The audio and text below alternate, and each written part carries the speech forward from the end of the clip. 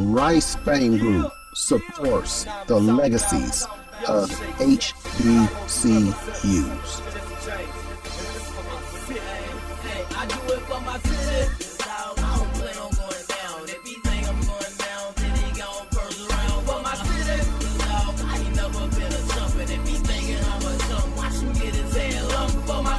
This is Lacy L Jr. of Rice Fame Group. Welcome you to Chat with HBCU Champions, Season 3, Episode 7, featuring head coach Marco Dominguez.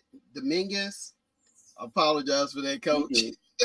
From Talladega College, whose baseball team won the Gulf Coast Athletic Conference Championship this year. Congratulations, coach, and welcome to the show. Thank you. Thank you for having me, man. Thank you for the opportunity. Oh, thank you for coming on and being with us. Please tell us about yourself, including your playing and coaching experience. Well, my name is Marco Dominguez. Been the head coach for Talladega College for 8 years, going through my 9th year. Original, I'm from Dominican Republic. Came here to the United States 2011, played a JUCO ball in Ranger, Texas, transferred to Talladega. I actually played here in Talladega and graduated from Talladega, an alumni. And been here since, 2013. I think fall 2013 was the first time I stepped on campus. Married, have a child, married my sweetheart from college. Live in Talladega, and we've been here for 8 years. Well, 9 years with when I went to school and all that kind of stuff. We just got a program. We try to, get better every day, recruit the right guys for us. Always trying to put HBCUs and Talladega College name up there for baseball, definitely competing and all that kind of stuff. So we just work hard. Like, we got a really good program. A school really get behind us and support us, work with everything that we actually need. That's a really good team. Talladega has been great for us, baseball-wise. This year we have a really good year. We went 14-18, played some tough ranked teams and got some wins against them. Like, we play against, Georgia Garnett, Loyola, some of the ranked teams, and we did really good against them. So we got a really good bunch of guys that they care about winning. They care about the program. And the good thing is, like, most of those guys are returning back. Like, literally the whole lineup is returning, God willing. So it's going to be an exciting year this coming year, too. Okay. So is this your first conference championship? In the GCAC, yes. In 2018, we won the Independent Conference. Now is the Continental, I guess. So in 2018, we won that conference. And this year, we won the GCAC, now the HBCU Conference. Okay. And now, was this Talladega's first year in the GCAC? Yes, sir. Okay. Also, you just come in and start winning. Yeah, we were in the GCAC when I played. We won it when I played 2014 and 2015. Mm-hmm. And then I think after that year, we went to the Continental. Actually, the Continental, there was an independent conference. Mm-hmm. Mm-hmm. We spent 2 years in the Southern States. And this year was the first year in the GCAC. Okay. So about how many championships has Talladega won altogether? School-wise this year. Mm-hmm. So volleyball won it, and we won it. I think that was only 2 teams that won the conference. Okay. Because I know Talladega. I know they had moved over to the GCAC. And that they had done very well and had actually added quite a few sports this year. So, and I know the former athletic director, So I know that before he left, he put Talladega in a good place. So Yeah, he did. yeah, so I'm glad everything paid off for the program. And so, um, well, you had kind of mentioned your team, and you had mentioned that you have most of your people coming back. Um, kind of tell us about that team and who some of your key players were.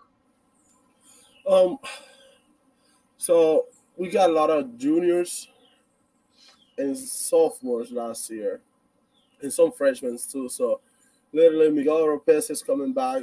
Our first baseman, he hit 500 with 10 bombs, almost 70 RBIs this year. Lamar Garcia is coming back if he don't sign. Definitely, it's our shortstop. 390, 380, he 380. And for us this year, we like 40 stolen bases. Second baseman Victor Rivera, freshman, 54 stolen bases, 600 on base percentage, hit 340 for us is coming back. Literally a whole pitching rotation also is coming back. Samuel Guadamus, 10 and 2 this year. Lázaro Franco, uh, Lázaro Franco, Halson Fernandez coming back, was our best hand for the bullpen. Jack Wood is coming back, was our fireman, how I call him. Like every time we got, tough situation in the mound, I bring him in and he save us. Our catcher, Amanda Jackson's coming back. Uh, he like 320 for us, catch most of the games for us. I mean, really good catcher behind the plate. Darling Fernandez, our center fielder, hit 3 something with 6, 7 balls, more than 20 RBIs. So literally everybody's coming back. I know Tyron Lino is coming back. We lost our third baseman. He was a senior, Jose Santiago. He graduated, and one arm from the bullpen, Francisco Chegas, he also graduated, so he's not coming back. But we got everybody coming back, so it's gonna be fun. And we're adding a couple pieces, a couple more arms and stuff like that. It's gonna help us out a little bit more this year. Okay, okay. So it sounds like from your description that your team was built to hit for average and speed. Say that again. It sounds like you're from the description that you gave that your team hit for average and speed. Yes, we do. We're 10 the nation hitting walls this year. Uh, we got probably got more than 10 guys with more than 20 stolen bases. Sure, still 40. Our first baseman is still 30 something. All three outfielders still more than 20. So NAIA, we got a courtesy runner. So the guy that run for the catcher saw more than 22. So we did pretty good job on that part this year. Okay, so when your guys got on the base pass, they made the other team's catcher and pitcher very anxious, I imagine. Yeah, they do. Oh wow, that's terrific. That's terrific. Um, can you tell us a bit more about your conference? You had mentioned earlier, and hopefully I'll get an official from the conference on to talk about the change. The GCAC, the Gulf Coast Athletic Conference, is changing over into the HBCU Athletic Conference Yes, sir. next year. And so, can you tell us a bit about the conference this year, the GCAC, about your competition? Well, we got really good teams. We got Wiley College from Texas. They were a really good team. Ross College from Holy Spirit, Mississippi. Pretty good team. Great coaches too. Same thing from Wiley. Dillard University. They got a really good team, and they got a new coach too. Uh, they really good. Like I mean, the HBCU conference, everybody is fast. Everybody runs. We got really good pitching. I mean, these guys are doing a really good job this year, putting the GCC now the HBCU conference in the map. Uh, Suno have a really good program. They just started last year. That was the first year program, and they're gonna be really good because really good coaches. Most of those coaches play in the minor leagues or play some major league baseball, so they know what they're doing, and they put in recruiting the right guys. I mean, who else? We got Wiley, Suno, Philander Smith. Who else? Oh, and we adding three more teams this year. So we got Stillman from here from Tuscaloosa, really good team. They coming from the Southern State Conference, one of the best conference in NAIA. Will Forrest from Ohio, and Voorhees College is coming in the conference. So the conference is gonna have 11 baseball teams this year. So it's gonna be really challenging. Everybody's good in the conference. Like everybody can play baseball. Okay. What was that last school you mentioned? Voorhees. Okay. From South Carolina, if I'm not mistaken. Okay. So your conference is going. The conference has actually greatly increased its footprint. Yes. Okay.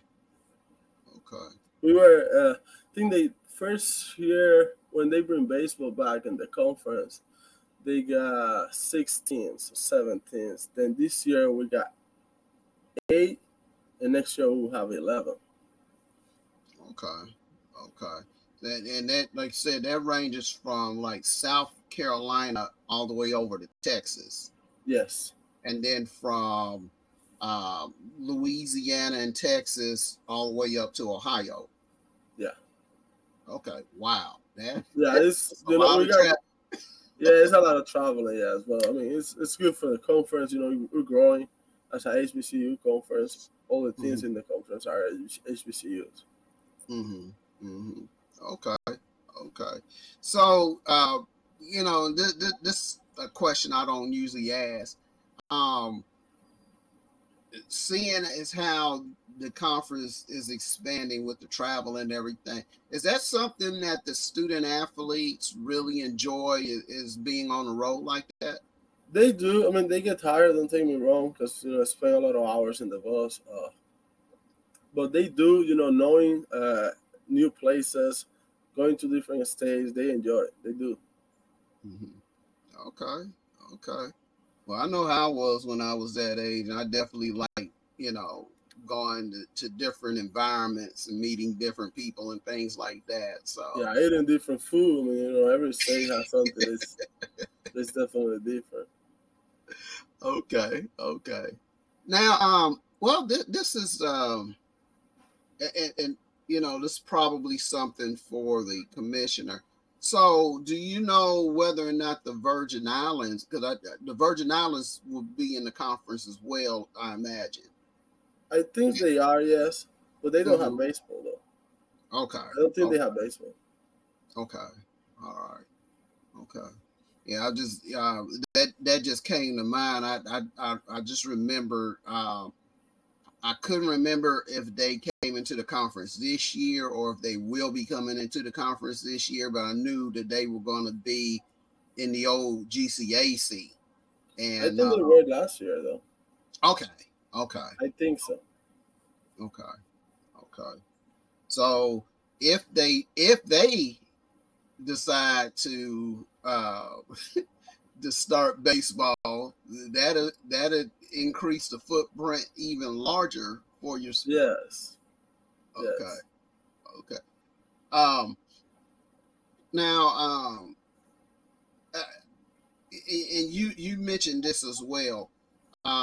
You have a strong international core of players. Yes, sir. And so, do they share each other's culture with a lot, or do they just kind of group off and do their own thing? Well, they share. They share everything with your local guys or our American guys. We are family, so it doesn't matter what language you speak. You're gonna see these guys hanging out together, doing anything together. So they get along pretty well. Doesn't matter if you're international or if you're local or anything like that. they get along pretty well and they share their culture and try to help each other out. Okay. I said I can imagine if it was me, I'm trying to find the international guy that knows how to cook. So Yeah, we got a bunch of guys that know how to cook.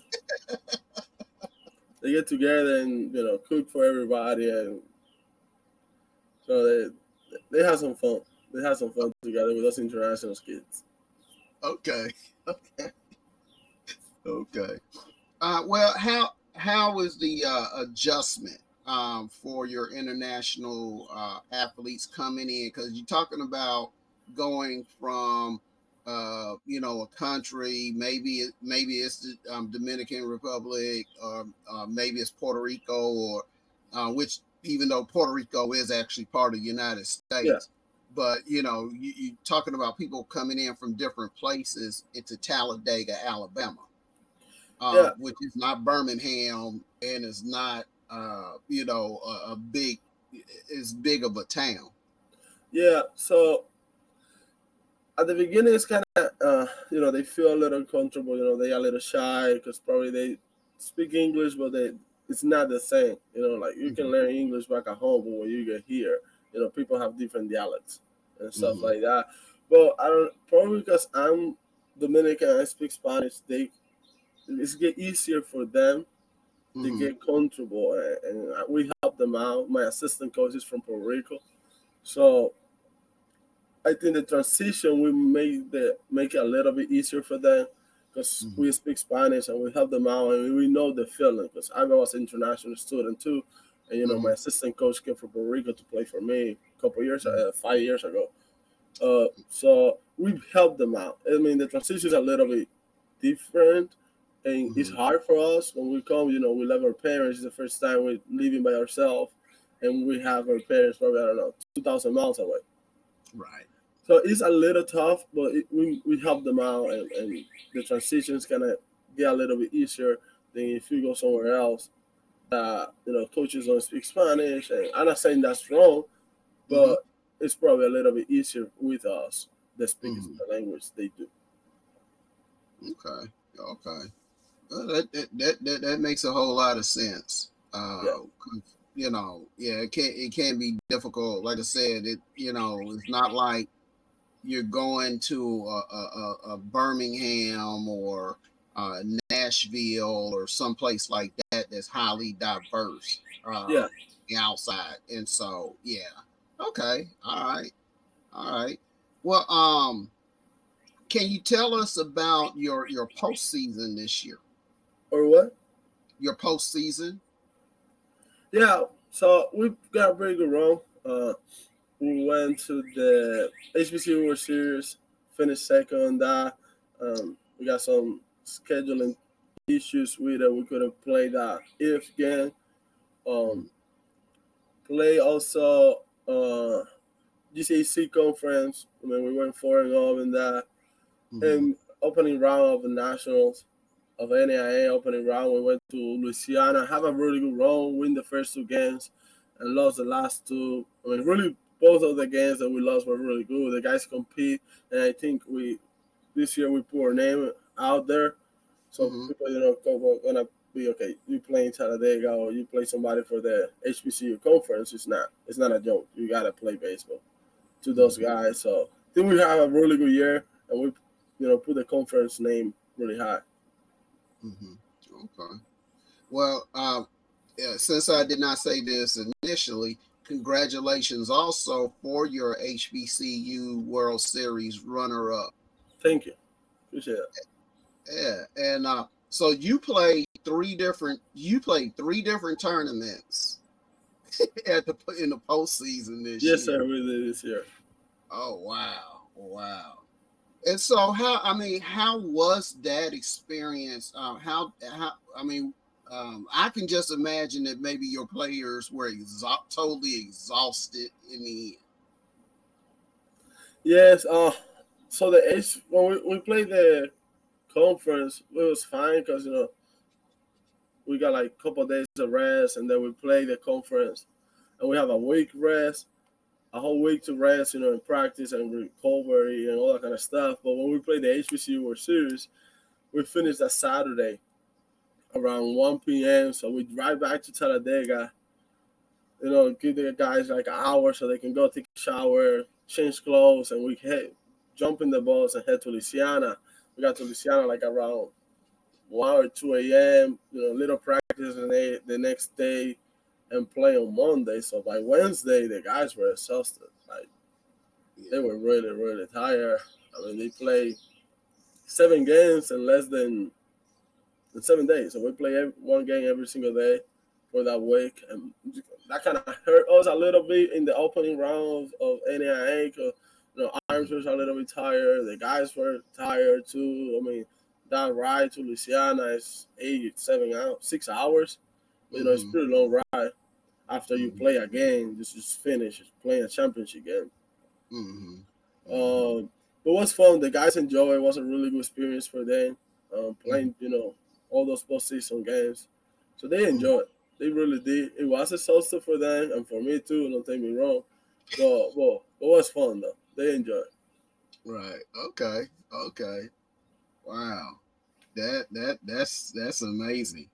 And so, can you kind of explain the NAIA tournament? Because you mentioned, I'm thinking that maybe you played like one game and whatnot, but you mentioned that you guys played quite a few games. So yeah, we played. So in the NAIA opening round, we played 4 games. Okay.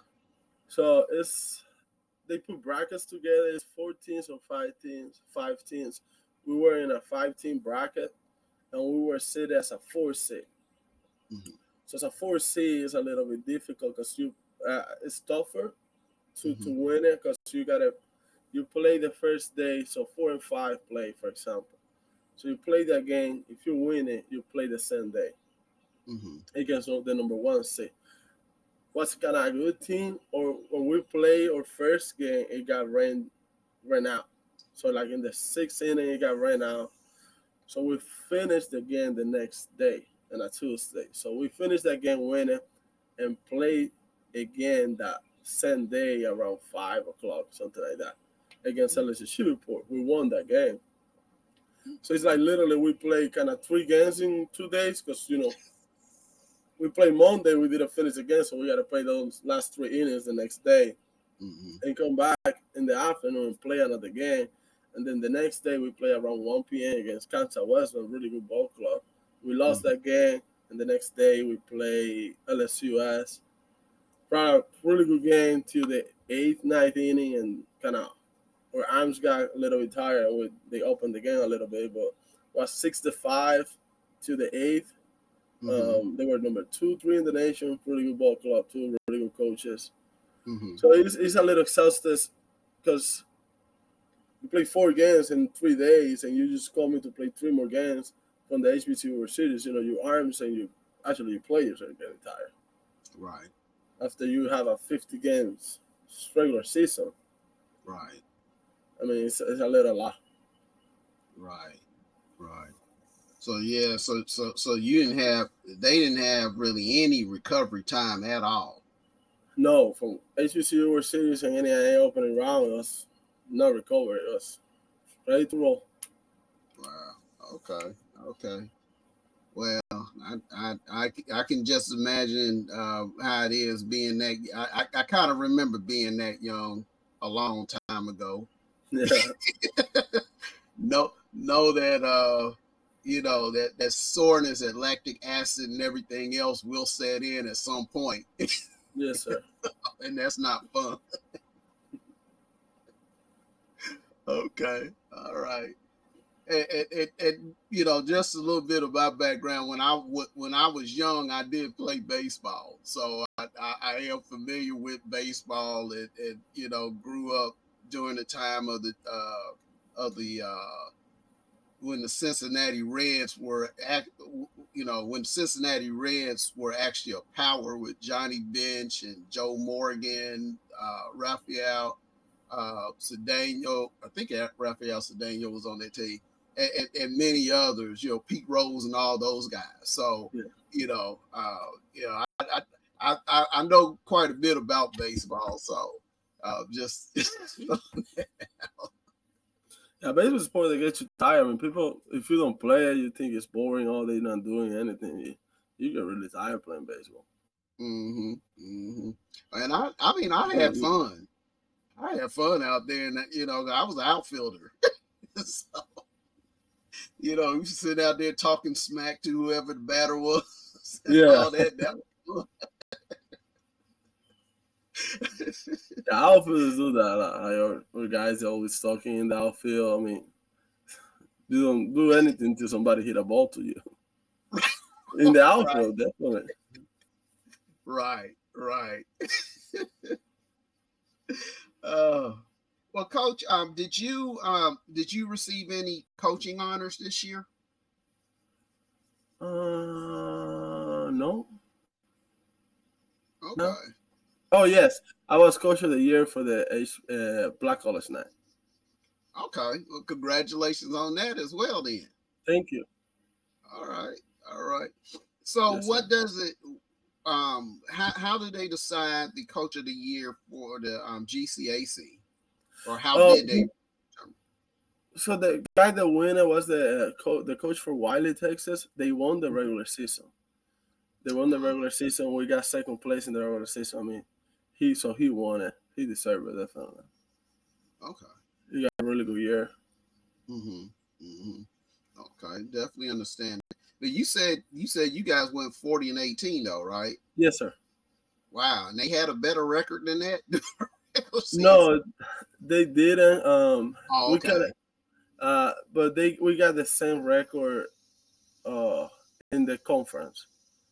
Well, no, they got 19-3, Mm-hmm. uh 18-3 in conference, and we were 17-3 because we got a cancellation for one game. We got rain out against Suno, so it was hard for us to make that game up. Suno is from Mm-hmm. Louisiana, we're from here from Talladega, so Mm-hmm. we were not able to play the makeup game. So they they got a very good run too. I mean, they went 18-3 in the conference, and we were 17-3, so they win the regular season championship. Okay, by half a percentage point. Yeah, I mean they Okay. deserve it. Okay. They did really good too. Okay. Okay. I mean, it's great anytime your conference has two real good teams like that. And so, did they receive like an at-large bid or anything? No, we did not. They did not receive a large bid for NAI opening round. Oh wow. Okay. Well, and that's something I sometimes talk to HBCU coaches about. Um, and I'm not saying that I used to be I used to work in the NAIA, and I'm not saying that they would do this purposely, but sometimes whether it's NCAA or NAIA, it seems like sometimes our HBCU schools get kind of shortchanged when it Yes, comes to stuff like that. yeah. I mean, yeah, yes, they do. I mean, we got pretty good record this year, and we beat some good teams this year, and we Mm-hmm. never received in votes Mm-hmm. for the NAIA. Last year, when we were in the Southern States, we were second in the conference the whole year, Mm-hmm. and we just received votes. We Mm-hmm. didn't got in the top 25. Mm-hmm. I don't know because we were HBCU or for whatever reason, but I think last when we were in the Southern States, we were number two in that conference the whole year, Mm-hmm. and they never put us in the top 25. And this year, we win against number two in the nation, number 15 in the nation, number 10 in the nation. We got really good wins, Mm-hmm. and they even threw a couple points in there, so we can at least be receiving votes. So Mm-hmm. hopefully, after we got a really good postseason, this year they take a better look at us and stuff like that, and start recognizing us in those rankings. So. Right. And hopefully, with the rebranding, renaming, hopefully that will shed some light and open some eyes with the voters or whoever is in charge of uh, selecting the teams Especially if you do have multiple teams that have terrific seasons. Hopefully, there won't be any excuses. Yes, sir. Hopefully, I will. Yeah, yeah. Um, well, as far as your prospects, what do you look for in a prospect? Depending what we're looking for and definitely what we need at the moment for, we're looking for the right fit, kid that can compete and work ethics, definitely. Mm-hmm. I got big student like classes, like somebody that I know is gonna take care of their business in the classroom too. Mm-hmm. Um, but it's basically a guy that I see them play, and a guy is a good teammate. That he's gonna compete, they're gonna work hard. Um, watch them play, and I'm kind of have to be in recruiting mode to exactly tell you, because I can see that guy that probably is not having the best day, but I really Mm-hmm. like how he ran the night is, how he's interact with his teammates and stuff Mm-hmm. like that. Okay. Okay.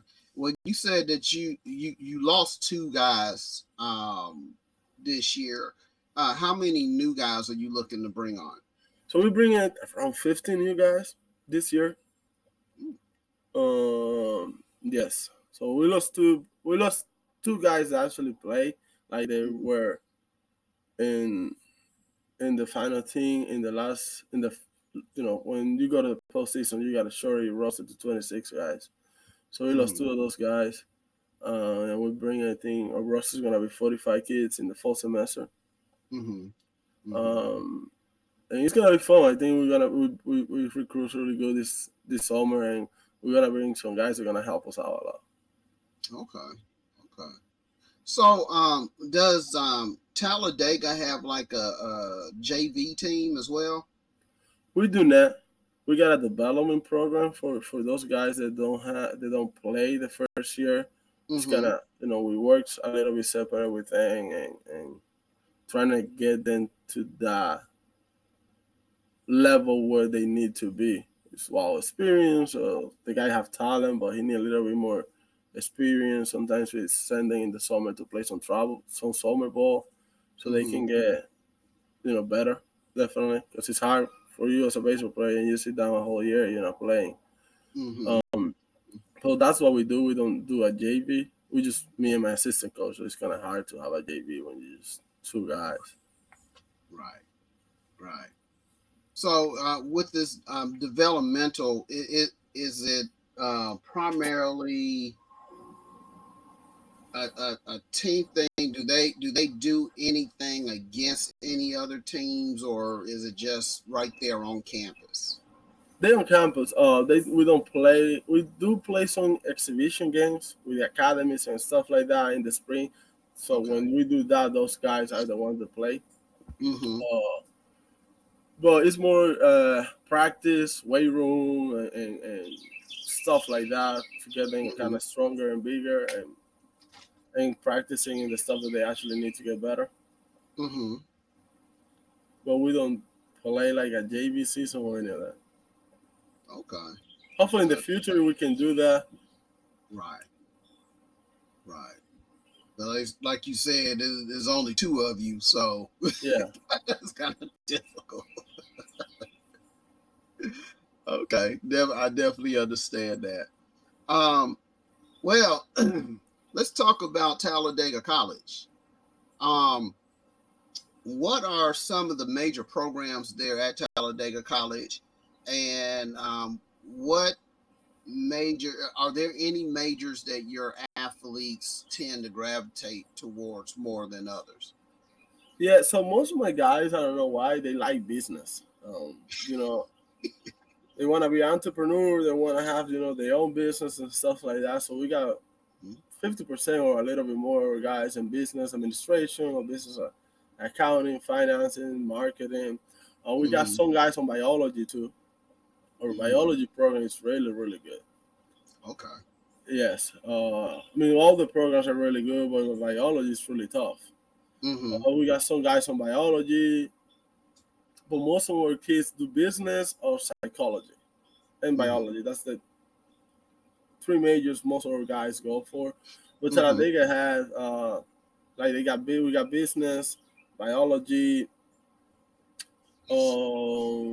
sociology, Mm-hmm. psychology, education. We got a math major too, computer science. So that's a kind of the biggest major. Most of the people do. We got Mm-hmm. mass and media major too. Mm-hmm. So we got a lot of majors though. Okay. Okay. Definitely So understand that's that. those are the ones that most of the people go for. Mm-hmm. Mm-hmm. Okay. Okay. Criminal And justice too. Sorry, forgot oh, one. Yeah, we do got criminal justice. We got a couple guys in doing that major too. okay. Okay. Now you're a Talladega alumnus. Yes, sir. What was your major? Business administration. Okay. There's nothing wrong with that because that's my major as well. Yeah, business administration. Okay. All right. All right. So a lot of your athletes want to emulate the coach, I guess. Yeah, I guess. All right. All right. And I did not mention this earlier. So Talladega does not have football. No, we do not. And so where does that place baseball? I would imagine that basketball is, of course, probably the major sport there. But where does that place like baseball and softball? What do you mean? Well, because at a school that has football, football is going to be number one sport. Men's basketball is going to be number two, and then it just depends on the success of the programs and where the other sports fit I in. think men's basketball is our number one sport. They're really Mm-hmm. good. We got a new coach. Well, he's been here for 2 years. Mm-hmm. He's really good. I think basketball is our main sport, number one Mm-hmm. sport. Mm-hmm. Okay. Yeah, because I know your former basketball coach had won a lot of championships there at Yes. Talladega. Yes. Was highly successful. Yeah. Yeah, that was a legacy. And then the other thing I said, I'm an HBCU guy myself, and one of the major things that Talladega is known for is the band, Yeah. and so everybody knows about Talladega's Yeah. band. Uh, you know, unfortunately, they don't get to play for football audience, but they do travel a lot. Yeah, they do. They always go to different stadiums and perform. They're really good. Yeah, yeah. So Talladega has that unique mix, and seems to be doing very well. Like I said, with the programs that the former AD brought in, and then I've heard great things about your new AD, and so hopefully a lot of things will continue, and hopefully Talladega athletics will add more. Because the second gymnastics program, one Yeah. few to have the was it acrobat and tumbling. You have men volleyball now, and Yeah. so Yeah, we got a lot of sport. I think that's 19 sports in total. wow, Yes, sir. wow, that's a lot. That's a Yeah. lot. And so, well, what kind of support do you receive from your department, from the school, and from the fan? We do. I mean, everything, man. The school really support every single sport here at Talladega. Mm-hmm. Whatever we need, we got. And they help us out. Mm-hmm. We also fundraise a lot to help the school, and we don't want to put everything on them, definitely. But I mean, everything, man. They support us big time. Without Mm-hmm. them and the support, we couldn't do anything and have this type of seasons or any of that. Mm-hmm. Mm-hmm. So does the community come to a lot of your games? They do, yes. The thing is, we don't have lights, so we play during the day. Okay. So most of the people are working and stuff like that. But we Mm-hmm. every Saturday when we play Saturdays or Sunday, we get a lot of community support. Okay. Okay. So is that something that's on the horizon for Talladega is getting lights? Yeah, well, yeah, we're working on it. Hopefully, in the next couple of years, we can get some lights in our baseball field. Okay, okay, that'd be great. That'd be Yeah. great. And how does the conference choose where to host the baseball tournament? Is it just one permanent place, or does it move around? So we play a neutral place Mm-hmm. uh, in Mississippi. I forgot the name of the stadium. Right now, I don't have it in my head. And it's like by contracts, I guess. They have like a couple years without contract. And I don't know if they're going to move it after. I think next year is the last year of the contract to Mm-hmm. play there. So it depends, if they get another offer or another proposal to move the tournament. But we play in Jackson, Mississippi. Forgot the name of Mm-hmm. the stadium. It's where the Jackie Robinson Academy is. It's in the Mm-hmm. same stadium. I forgot the name right now of the stadium. Okay. Okay. All right. Well, that I said that sounds great. At least you have someplace stable, at least for the time being. Eh, Yes. Okay. All right. Um, and this is an important question. I ask every coach. I've been asking coaches for the last couple of years about this. Um, Mental health. How do you deal with the mental health aspect for your athletes and for your assistant coach? We got somebody on campus that if we see anybody with issues or stuff like that they can talk to. We got a counselor on campus. Also, I tried to know my players and my assistant coaches pretty well. So Mm-hmm. when they acting, a little bit different, and I think something is happening with that. We kind of talk to them and make sure everything is good. Also, my wife, she's a psychology major, so she kind of helped me out with that. If they need to talk to her or anything like that, I have that. They helped me out. She helped me out a lot. I mean, she is the one to do it, basically. She's really involved with us in the program. So Mm-hmm. anytime she know every one of the guys. So every time she saw something different, she come and talk to me and let me know, like, hey, make sure you're checking this guy. He's acting a little different. Make sure everything's okay with him. Mm-hmm. Mm-hmm. And That's on good. campus we got somebody that do that Yeah. also. So Okay. That I that never. seems to be a great asset because you're. I've talked to a few coaches who just happened to marry psychiatrists or psychologists. So, Yes, it is. She helped us out a lot. Like yeah. in that point, and when she sees so, I mean, she went to school for that, so she gonna figure out if somebody have any issues or anything even better than me, because I don't Mm-hmm. know a lot about it. Mm-hmm. So it's a big asset for us. Right. Okay. Okay. Well, like I said, the other coaches I talked to, they said the same thing that their wife pretty much are unofficial coaches on the Yeah, team. definitely.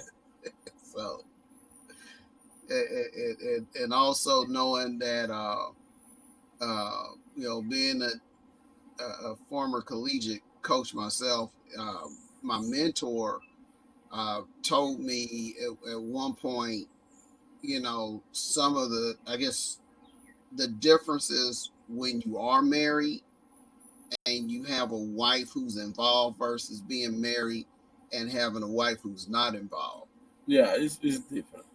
It's Yeah. different. Like, she's always involved, and help us out doing different stuff like activities and post game shows and stuff like that. So Hmm. she worked for the state and for kids and stuff like that. So she helped us out big time on that stuff. Okay. Okay. Um. Well, who are the biggest influences in your career? Um, my former coach, I don't know if you know him, Roberto Ramos. Okay. He coached here for a long time. He's my mentor. Like we Like I think I saw him how he treated us and how he was in the aspect of want us to be successful in life and helping every single one of his student athletes. So I think after I saw that, I kind of followed through his steps and want to do the same thing. Mm-hmm. So I think he was a really big influence on that. Okay. So is that who you took over from? Yes. Okay. Okay. Oh yeah, that definitely helps a lot. Yeah. And he's back at it, so he's the head coach at Florida Memorial now. Oh. Yeah. Okay. Okay. And let me see. Now, is Florida Memorial in the conference as well? No, sir. Okay. They're in the Sun Conference, if I'm not mistaken. Okay. Okay. All right. Okay. And because I know before they went NCAA, I remember Edward Waters was in the GCAC. Yes, they were. Okay. And sometimes I do get them Mixed up. Yeah. But Edward Waters is in Jacksonville, Florida, and Florida Memorial is in Miami Gardens. Okay. Yeah, that will definitely help me remember the two. But well, and let's say I know that Edward Waters is NCAA now, and Yes. Florida Memorial has remained NAI. So Yes, sir. Okay. Well, as we get ready to wrap this up, this is a portion of the interview that's totally on you. And this is where I give you a chance to shout out whoever you'd like to shout out. Well, shout out to all Talladega College administration for helping us. Shout out to all my guys, all my baseball players. Shout out to my wife. And thank you for the opportunity. Oh, thank you. And I gotta give a shout out also to Chris Meganson who got the information over to you. Yeah, shout out to Chris too. He been really helpful for us too, being our SID. Right. Yeah. He's a great guy, and I've known him for quite a while. Yeah. I used to be in the NAIA, so we knew each other from my past life. Gotcha. Well, Coach, we want to thank you for participating in this chat, and we hope that you and your program continues to succeed, and we will definitely follow your development. And thank you. Oh, sure, Coach. Sure, no problem. And we do definitely want to also thank you, the viewers, for watching this episode of Chat with HBCU Champions. Please visit ricefame.org for more information on replays and more HBCU information. And we definitely want all of you to have a blessed week. Amen. Thank you. Yeah. Now I'm talking about young shakes. I want to represent just change. And this for my city. Hey, I do it for my city. I don't plan on going down. If he think I'm going down, then he gon' first round. For my city, I ain't never been a jumpin'. If he thinking I'm a jump, watch him get his head up. For my city, I don't plan on going down. If he think I'm going down, then he gon' first round. For my city, I ain't never been a jumpin'. If he thinking I'm a chump, watch him get his head up. For my city, cause I feel like I love her so much, like I owe her so much for supplying her touch. I will always respect her, I will never neglect her. Bet you hear her naming like every one of my records. No, I'm not stunting, ain't no future in your frontin', right? Gotta get this money, watch me get it all night. Planet flying top flight, higher than space stations. That's why I gotta grind, cause I need it and I hate waiting.